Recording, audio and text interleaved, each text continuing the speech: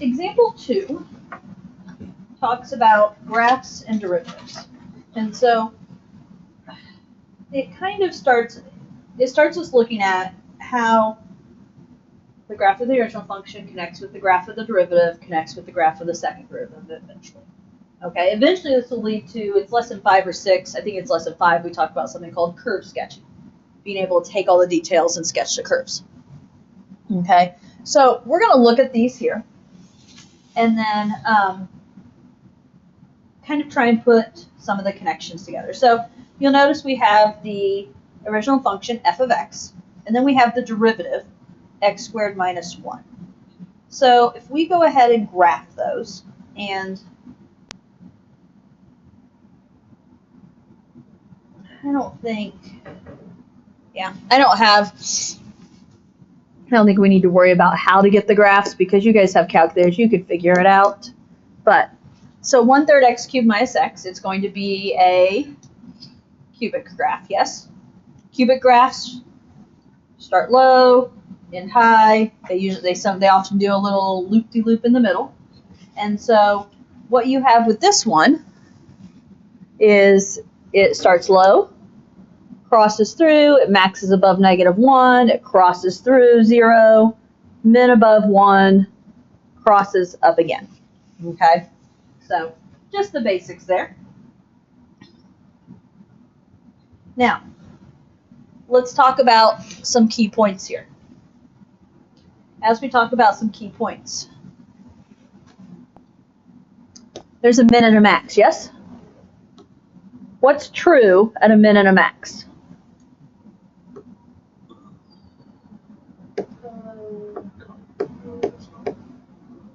The changes from 0. Changes signs. The derivative is 0. Both are true, yes? Okay, changes signs, heading to the derivative changes signs, yes? Because, and right here, at the max and the min, the derivative is 0, yes? Okay, because there's a horizontal tangent line. So the idea that f prime of -1, the derivative at -1 will equal 0, and f prime of 1, the derivative at 1, would equal 0. Okay, so those are important things to look at. What would I call this point at 0, 0? Concave. Okay, so this right here is an inflection point, or point of inflection, if you want to get it official, at POI. And at a point of inflection, your second derivative is equal to 0. Okay, so f double prime of 0 would equal 0. Excuse me. Now, this is your original function. We're going to go down here and make a sign chart for the derivative of this. Okay, and then we'll go over and graph here. But when we talk about derivative, what is my derivative doing at first when we start at the left side of the graph? It is what? The graph is increasing, so the derivative is positive. It's positive all the way up until -1, yes? And then what? After -1, my derivative is negative, yes?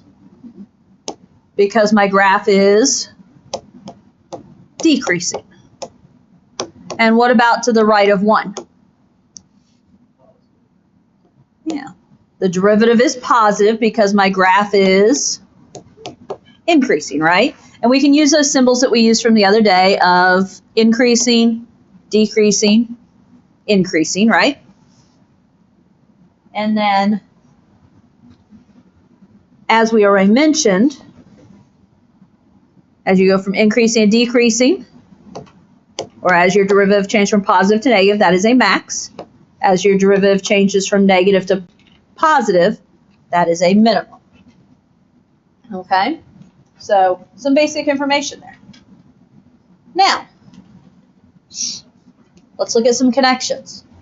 F of x is 1/3 x cubed minus x. You take the derivative, you do the math, the derivative is x squared minus 1, yes? Okay. Now, and keep that in mind, right? Derivatives, in terms of just traditional polynomials, derivatives decrease in powers. So if this is a cubic, the derivative is a quadratic. The second derivative would just be a linear function, and x to the first function, right? If you go x to the third, x to the second, I know we're not talking about second derivative here, but it would be a linear function. Now, think about some of the things we just talked about here, okay? Over here, at -1 and at 1, there was a min and a max on the original graph. What is the derivative at a min and a max? The derivative is 0. So what we know right here is that my derivative graph is going to cross through at -1 and 1. Okay?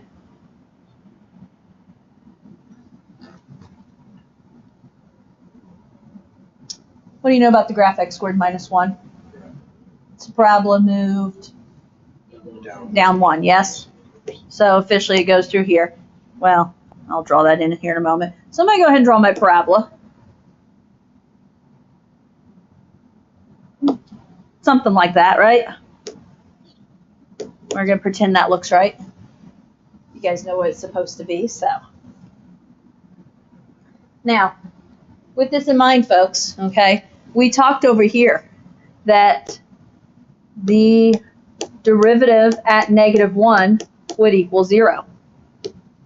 The derivative at 1 would equal 0. So the connection to make here is that zeros on the derivative graph are going to be mins and maxes on the original graph. Okay, so those are the type of connections we're trying to make. Let's see, is there anything else I have mentioned?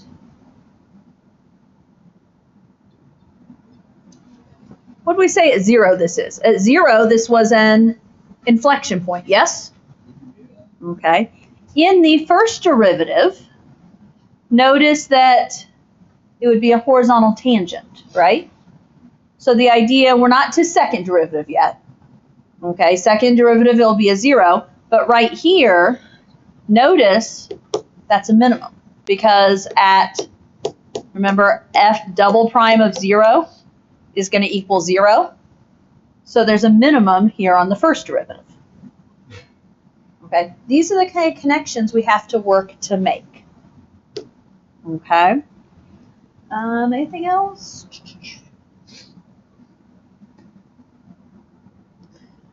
The only other thing, okay, so if we talk about, notice this is second derivative, yes? Yeah.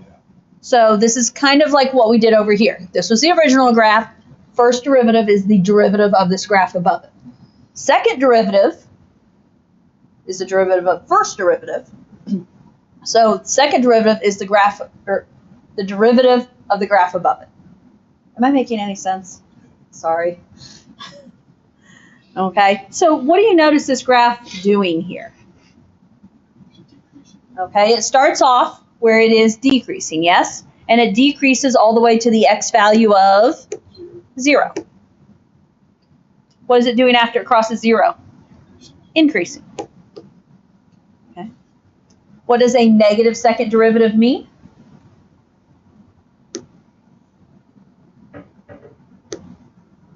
A negative second derivative means concave down. A positive second derivative means concave up. Does this match what happened on my original graph? Before 0, it was concave down. After 0, it was concave up. Okay. And now, I guess the only other thing I have marked here is if I go back to this graph, notice my graph before -1 is positive. Notice what did we have marked here? Because that derivative was or the slope was positive derivative here. between -1 and 1, negative, and then over here positive. So in other words, my point is that those signs connect there. Okay. So it's just kind of a glance. Let's see, change in concavity does indicate point of inflection. We're going to go a lot more into that eventually, but that's kind of a glance at the connections. Okay?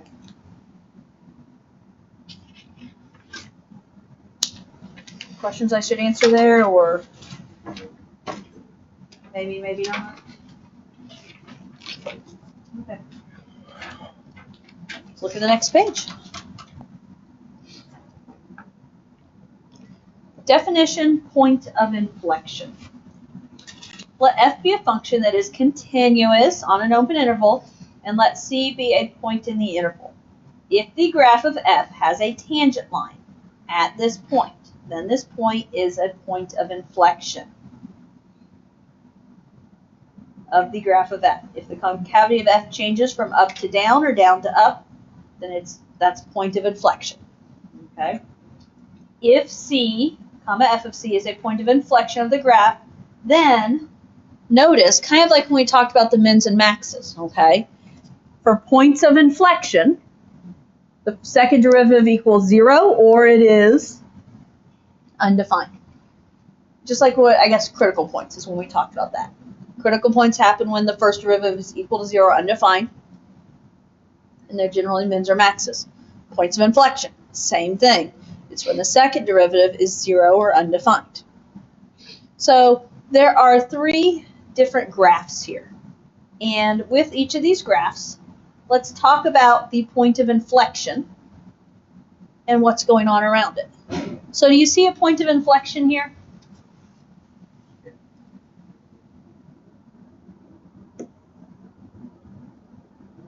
Ballpark there? Is that what you see for a point of inflection? Okay, it's where that concavity changes, right? So I'm going to call this, the book uses P, okay, it's then represented with point P. Now, what do we notice? To the left of inflection point, what is my graph? Concave up. To the right, my graph is concave down. Now, with that in mind,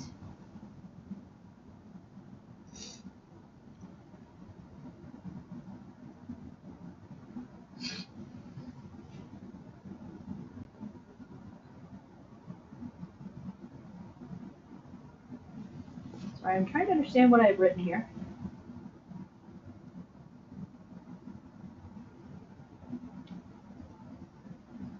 First derivative. Why does that matter? Why does that matter? It matters for a reason. What reason does it matter for?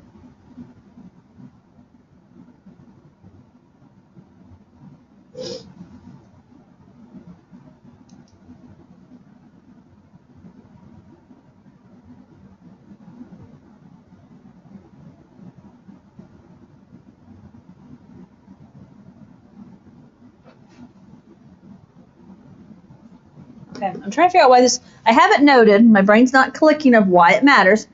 What do you know about the first derivative at point P?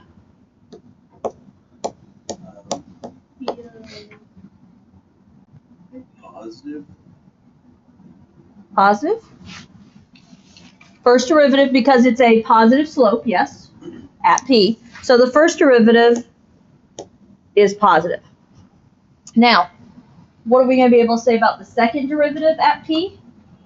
Well, because that's a point of inflection, the second derivative at P is going to equal what? 0. It's going to equal 0. And in this case, it is 0 because it's a traditional line. You can draw a tangent line there. You don't have anything funky, undefined. So that, you know, indicates thus a point of inflection. Okay? Now, what about 2? Do you see a point of inflection there? Yeah. Kind of in the middle-ish?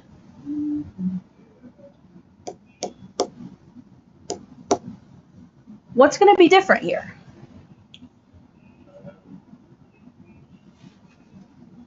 We still have on the left, well, okay, on the left this is what? Concave down. On the right, it's concave up. Not that that really matters. This graph could be drawn, exactly reversed.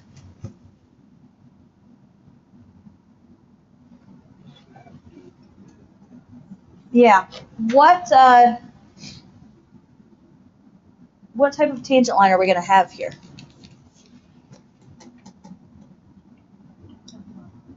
A horizontal tangent line. Okay. And so, again, horizontal tangent line, this is going to be a scenario. I don't have first derivative written down here, but the second derivative is, again, going to equal 0 for that inflection point. Okay? And for the third option,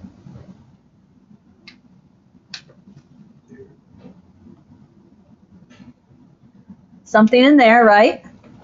This time we're back to concave up to concave down. What type of tangent line is going to happen? It's supposed to be vertical, right? Yeah. And I guess, okay, A, I don't feel like mine went very well. It's supposed to be vertical. By the way, point P is down here.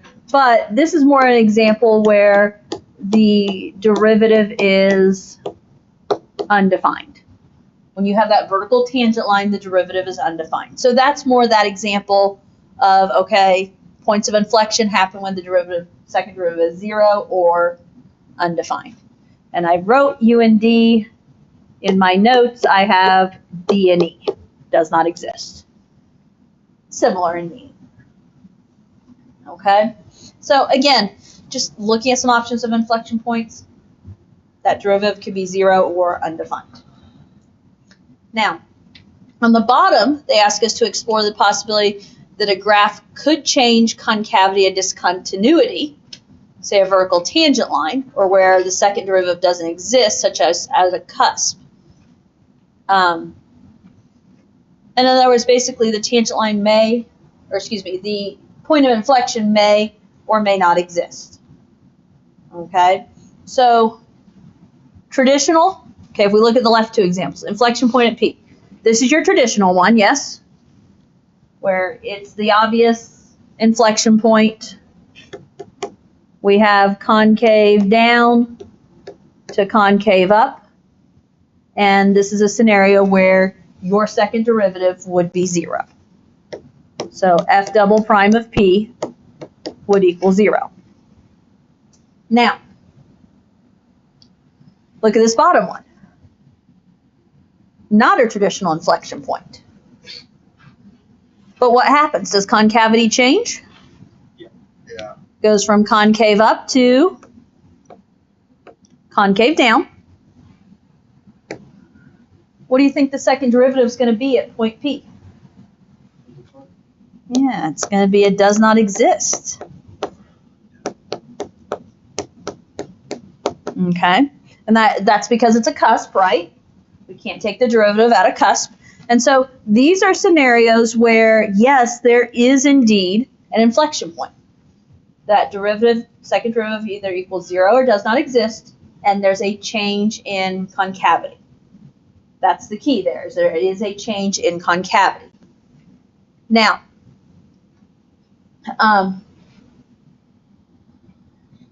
here are some examples where there is not an inflection point. Okay? What do you notice here? Concave up to concave up. But yet, the second derivative would be another case of D and E, but here's the deal. The concavity didn't change. So yeah, second derivative doesn't exist again, but the concavity didn't change. So thus there is no inflection point in this case. Now, here's another situation. We have a vertical asymptote. The concavity changes from concave up to concave down, but it's an asymptote. Okay, and so when that point in between the concavities is an asymptote, yeah, the second derivative doesn't exist, but there's an asymptote. It can't be an inflection point if the graph isn't connected. Okay, so I'm going to say that x equals p is a v dot a vertical asymptote. Okay, and again, yeah, we're still at second derivative does not exist, but the graph has got to be connected for it to be an inflection point, folks. So I guess I'm saying be careful there. You can't just say, oh, concavity changes. It's got to be an inflection point. Make sure the graph does connect there. Okay, continuing along.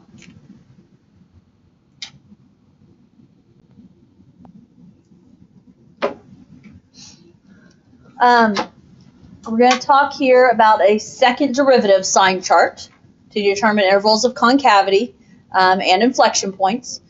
The possible points of inflection can be called critical values of the first derivative.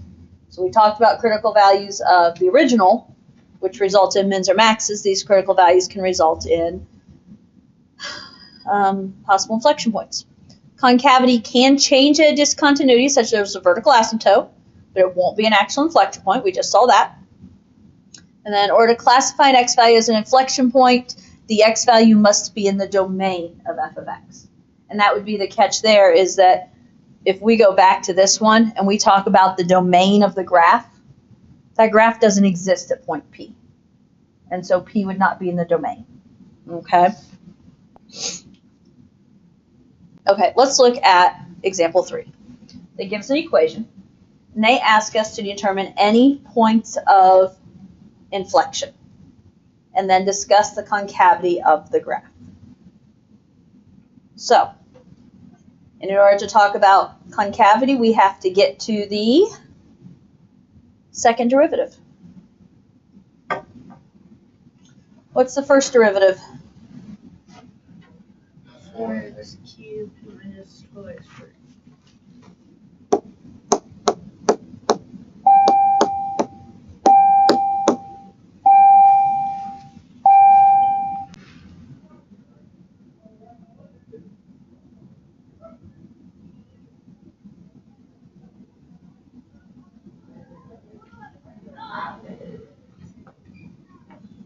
Figure out, I did something with the first derivative and then I crossed it out. I'm not sure why. I found critical points of the first derivative. Not sure why, but I have it crossed out. So, okay. They're talking points of inflection, so keep going. What do you know about the second derivative? 12x minus 24. Oh, Sorry, I'm siding with Tate on this one. I just can't. I was like, wow, 144. Woo. Okay. Now, how are we going to find possible points of inflection? Set the second derivative equal to 0. What can you do in solving that second derivative? Okay, if we start with factoring a GCF, there's a GCF of 12x leaving me with x minus 2, and I'm setting it equal to 0.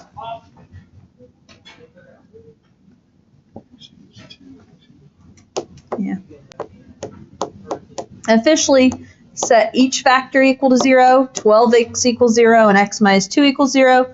You're going to get values of 0 and 2. Okay. So let's go to our sign chart. Our second derivative critical values are 0 and 2. Yes? Yep. Now, we need to test the intervals. With that in mind, what number do you want to use to the left of 0? -1 makes sense. And I think test number, I don't know this setup. Basically, they're asking what number are you testing. So, okay, if we test -1 now, that's the big question. Where do we test these numbers? We're trying to figure out what's going on in the second derivative, yes?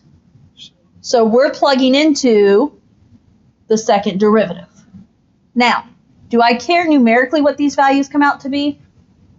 No, it's a sign chart. I care, are they positives or negatives? Which means, well, yes, you could plug into the original.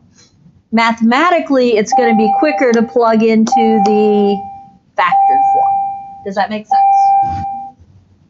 Because if I plug in -1, 12 times -1 is a negative. -1 minus 2 is a negative. And a negative times a negative is a positive. Are you with me there? So this section is going to be positive. Or I guess if I look at my notes, I wrote negative times negative. It's going to be a positive. Plug in a number between 0 and 1. Or, 1, 2. I'm giving myself away, aren't I? Plug in a number between 0 and 2. Oh, let's use 1. How about that? What do we know? 12 times 1 is positive. 1 minus 2 is negative. Positive times a negative is a negative. And let's plug in a number greater than 2.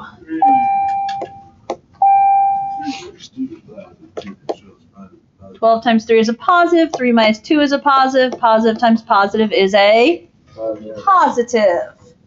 Okay. Now, with that in mind, the second derivative to the left of 0 is positive. What's that going to mean in terms of concavity? Up. It's going to be concave up. Whether you want to do the little U or whether you want to use C.U for concave up. In between 0 and 2, it was negative, so now we're going to be talking concave down. And to the right of 2, it was positive, so we're talking concave up. Okay. Determine any points of inflection and discuss any concavity. So, let's see, what do we got? Where are points of inflection? 0, 2. Okay. Points of inflection occur at, I will say I do have them as the actual, not just 0 and 2, but the y values with them. And I think it says determine any points of inflection. It doesn't say the location, it doesn't say the value, it's asking for the point. And so the idea that the point is an ordered pair. So when we look at 0 and 2, how are we going to find those ordered pairs? We're going to take 0 and 2 and plug them into where? The original. So you plug in 0, you're going to get 0. 0 to the 4th minus 4 times 0 to the 3rd. And you plug in 2. 0. 1, 8, 4. Yeah. Oh, -8. I was following your thought till you said -8, because I didn't have -8. Yeah, that's what I say. I don't have -8. Okay. Because you were at 16 minus 32. Minus 16. Negative 16. 8 times 4. Well, I don't know. I heard your 16 and I heard your 4 times 8. So 32. 16 minus 32. Negative 16. Because I did 8 times 4 is 24 again. Okay, there's your. I guess you never said the 32 out loud. My brain just kept going from there. And okay. So points of inflection occur at f of 0 equals 0. Or you could say the ordered pair 0, 0, I guess. F of 0 equals 0. And f of 2 equals negative 16. These are points, so yes, we went back to the original function, right? there's points of inflection. Concavity. Well, here we can talk about f of x. Which one do you want to do first? Is concave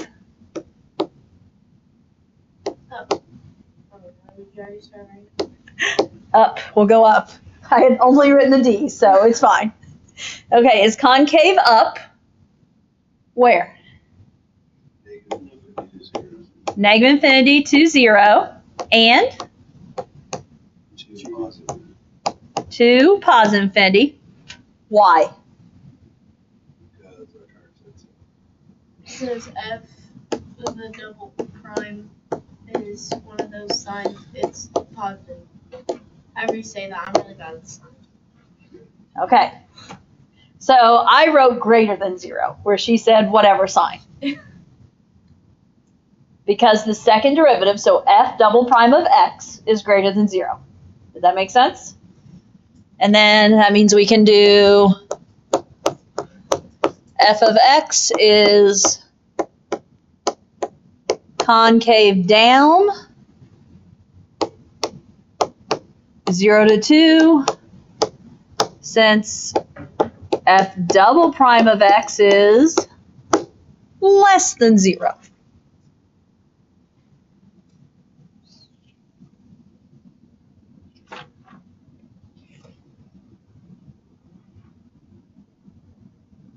Okay.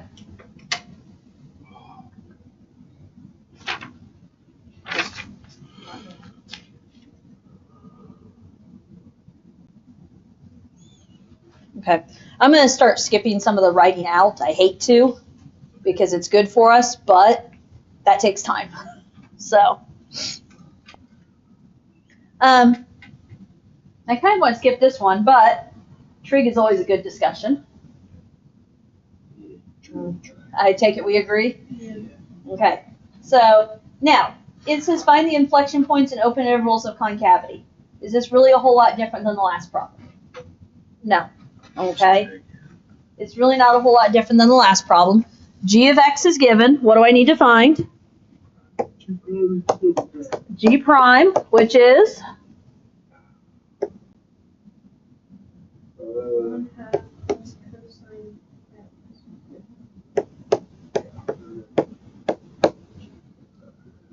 Yeah, I guess I agree. I may or may not have had something different in my head, so. Okay, so 1/2 plus cosine x, second derivative? Negative sine. Okay. And then we're going to set that equal to 0. Now, if it's negative sine x equals 0, I like to not work with the negatives when I don't have to, but if you divide both sides by a -1, I would prefer to look at this as sine x equals 0. Okay. When does sine equal 0? Now. And What? No. wait, 0 pi, 2 pi? that's what I meant. I meant 2 pi. Okay. I would say 0 pi, 2 pi. And again, I know you guys, I think, go for the coordinates. I go for, I know my sine graph looks like this. And so there's 0, pi, and 2 pi. I think you guys go for the quadrants. That works as well, right?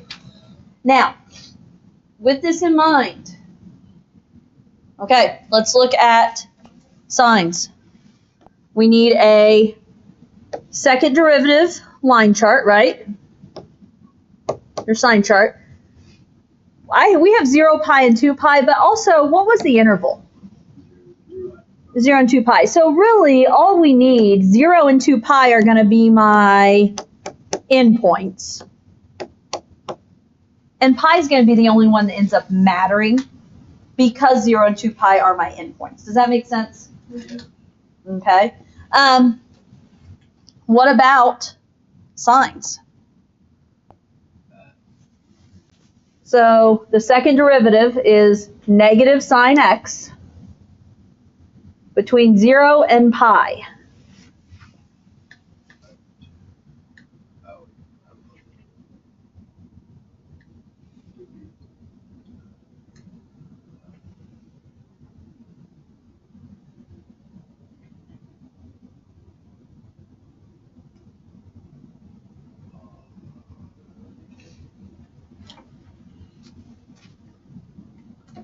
You should get a positive.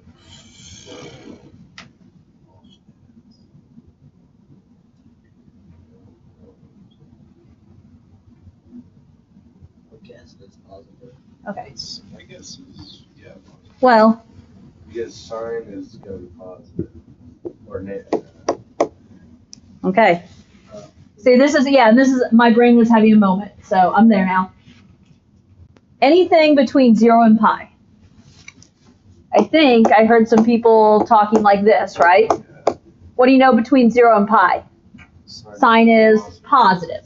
But this says the negative of sine, which means Backwards. everything's going to end up being I forgot about that. negative. Because we're plugging into negative sine x. Does that make sense there?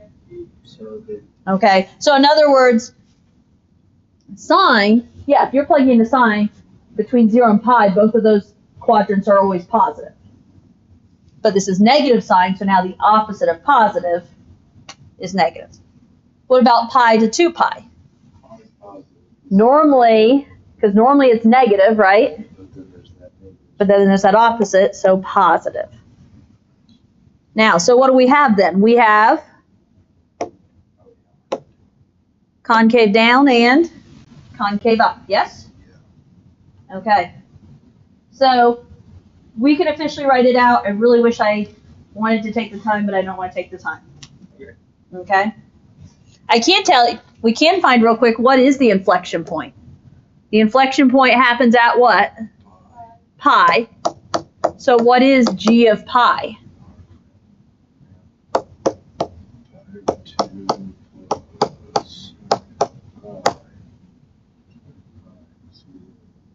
5/2.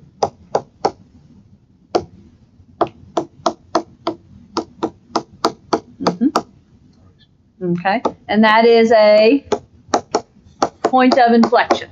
It's a point of inflection because concavity changes from negative to positive, right? Okay. And you could write out concavity, I think. Okay. Let's talk about 5. Oh, we're skipping 6 is what I have in my notes. Let's talk about 5 because there is a calculator symbol here. Use a calculator to find how many times, note that question, how many times the graph changes concavity on the interval. Okay, guys, don't overthink this. In order to talk concavity, what do we have to find? Okay, derivatives. First derivative? 2x. Cosine of 2x minus 1 times 2.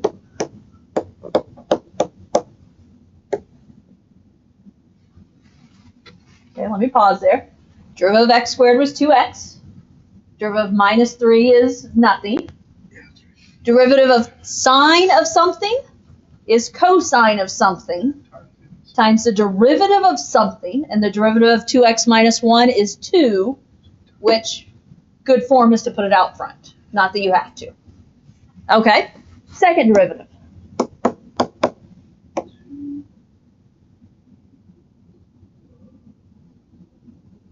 Negative 2 sine.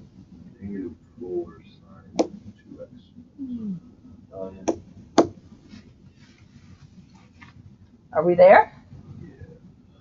It was going to be the derivative of 2 cosine of something is negative 2 sine of something.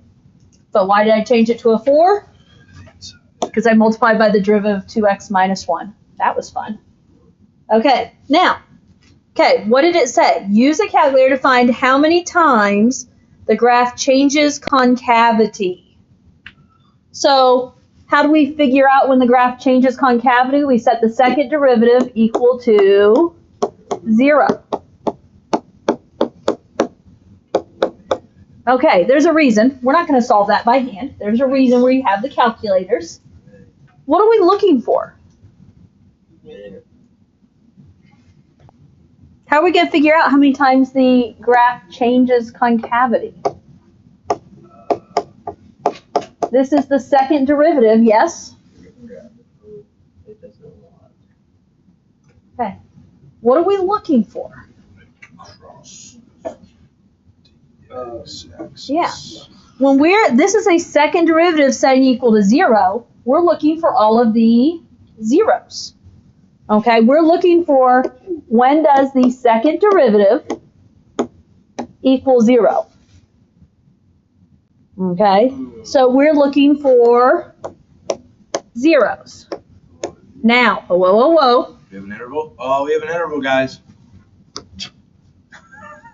If you're saying, whoa, there's a lot, you're not paying attention to the interval. So, 0 times. No zeros.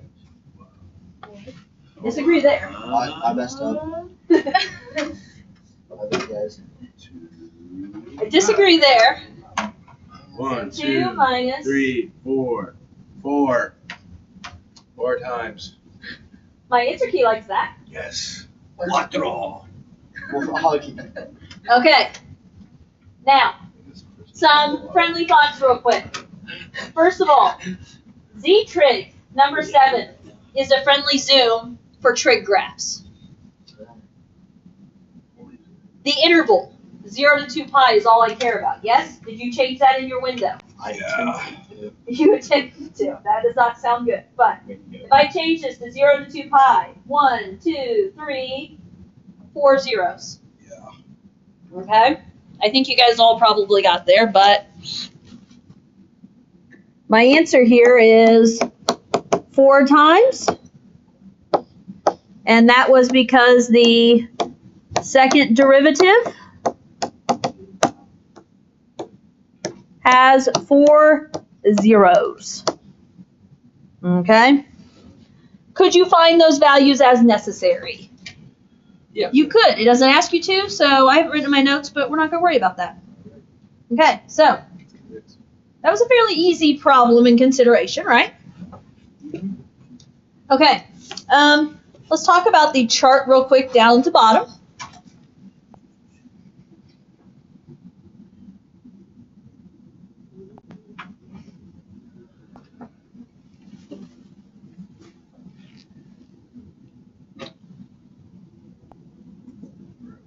What did I do?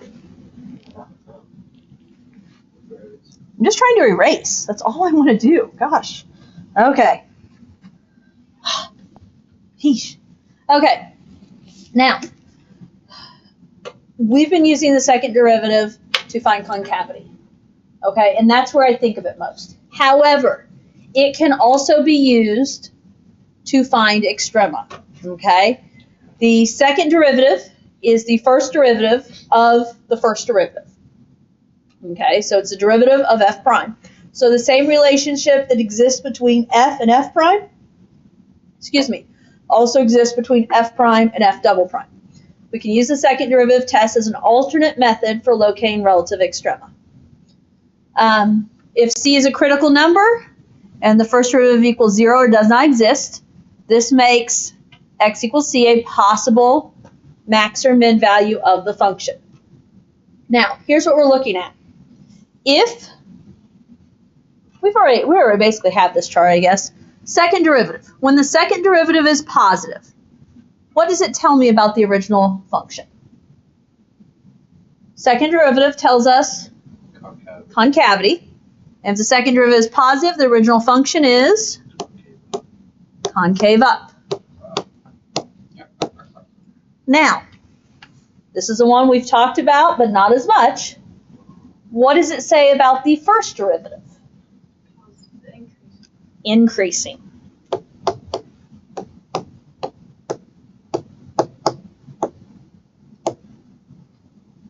Okay, negative. Second derivative negative, the original graph is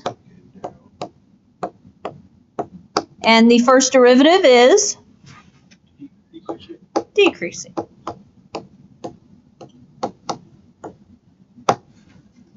And neither. Okay, if we're talking neither positive nor negative, what are options for the original graph? Well, first of all, what do we mean by neither? What are they trying to sneakily say? POI. 0 or D and E.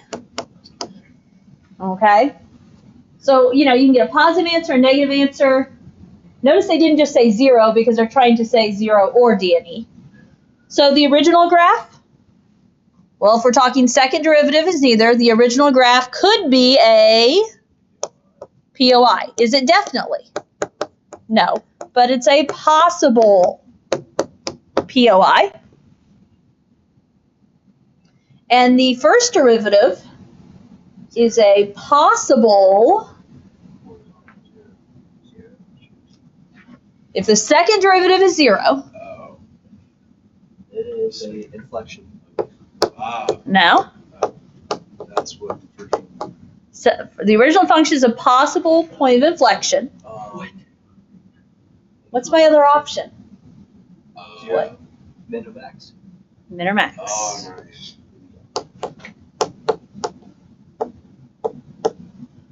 Okay. Okay. Note possible. Okay. I'm supposed to be doing 7, 8, and 9, except only 7a. I kind of already thought maybe skipping 9. I want to do 7a and 8. Oh, That's not an option. So, what is best here? We both have good things. Okay, let's talk about 7 based on what we just talked about, okay? Second derivative test. I need to get at least one in here. Use the second derivative test to find the relative extrema for each function and, of course, justify. Well, if it's a second derivative test, of course, we have to find the second derivative. Now, let's start by finding, okay, start with the first derivative. Okay. What is my first derivative? 4x cubed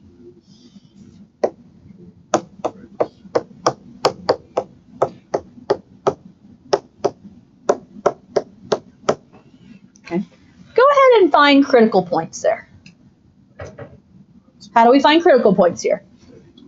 Set equal to 0. What can we do? factor out 4x. Oh, yeah. Factor out 4x squared, and you're left with X minus 6. x minus 6. We get values of x equals 0, x Plus minus 2. 6. Wait. okay, wait. This one, okay. 4x squared equals 0. I think that's where things went wrong, isn't it? Divide by 4. 0 divided by 4 is 0. The square root of 0 is 0. Are we okay with that now? Okay. So, we have critical numbers of 0 and 6. With that in mind, we're going to have to know, and I'm just going to write them in for you. Because those are critical numbers, we're going to have to know what g of 0 and g of 6 are. That's going to be important here in a moment. So plugging into the original equation, g of 0 is -5. You can see that one. And I'll tell you g of 6 is -437. I'm saving us. I don't know if it is or not. It doesn't say it, yeah. Now, okay, those are my critical points from the first derivative. Now we're going to go explore the second derivative. What is my second derivative?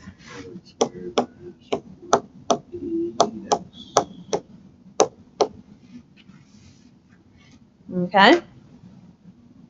Now, why did I not? I would factor, well, you don't need the factored, okay. with this second derivative test, okay, these are the critical values. These are possible mins or maxes, right? Yeah. So when we talk x equals c, 0 and 6 are my critical values. Notice, I didn't set up a number line and test min and max right there, did I? We're going to go to the second derivative. So we're going to look at what is the second derivative when x is 0, and what is the second derivative when x equals 6. Well, when you plug in 0 to the second derivative, you're going to get the obvious 0. My notes say when you plug in 6, you're going to get 144. Okay? I'm trusting that if you had to, you could do the math. Okay, so let's look at this information here. The original f of c. So the original function values were -5, -437. What do we find at the derivatives? The second derivative. Those values are 0 and 144, yes? Okay, guys. Here, my second derivative is 0. That's not going to talk concavity. Okay? That's not going to talk concavity. So there, when your second derivative is 0, you're talking a possible inflection point. Okay? Now, I say possible inflection point. Did I say it is an inflection point? I did not. Here, my second derivative is positive. What's a second positive derivative? Yeah. Concave. Are you there? What would concave up indicate about that point? Is it a min or a max? A min. Are you with me here? That's how second derivative test works, because it talks about concavity, and if we already know it's a critical value from the first derivative, we know it could be a min or a max. And so then it talks about concavity. All I was going to do was just finish writing out that there's a min that occurs at x equals 6, and that's because the second derivative is greater than 0, and then no conclusion about x equals 0. Okay? I had planned to skip B. I wanted to do 8. 9 was on the fence. So if it's a 0, you just write no conclusion. Right. Yeah. You don't necessarily know. So I will, before I stop the recording, go ahead and write this. Dig into the homework for tomorrow, guys. If we can talk homework questions tomorrow, that should put us back on the right track. There just might be a little bit more in the way of homework questions than normal. Okay, so see what you can do with it. Look at it. Do the homework. Yeah. We'll meet up tomorrow. Okay?